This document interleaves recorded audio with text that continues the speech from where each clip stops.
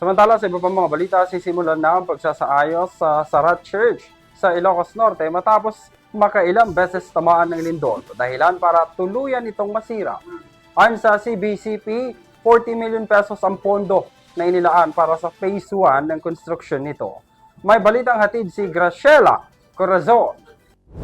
Nakatakda ng simulan ngayong September ang restoration ng Santa Monica Parish Church o mas kilala bilang Sarat Church sa Ilocos Norte matapos itong masira ng sunod-sunod na lindol noong 2024. Formal nang nilagdaan ang kasunduan ng Diocese of Laog at National Historical Commission of the Philippines o NHCP ang pagsasapaayos ng nasabing church.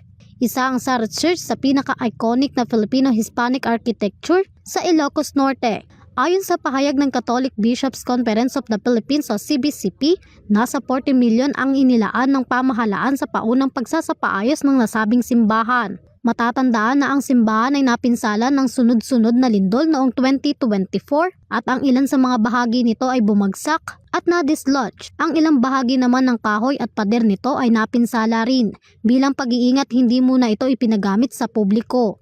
Tinatayang nasa 200 na taong gulang na ang Sarat Church na itinayo pa noong kasalukuyang lokasyon nito matapos masira ang orihinal nitong anyo sa panahon ng Sarat Revolt noong 1815 at noong 1818. Naging unang kabisera ng Ilocos Norte ang Sarat at ibinalik ang orihinal nitong pangalan noong 1916.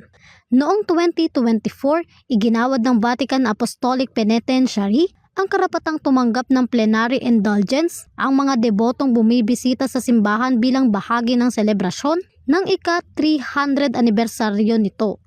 Para sa EuroTV News, Graciela Corazon, sumasaludo sa bawat Pilipino.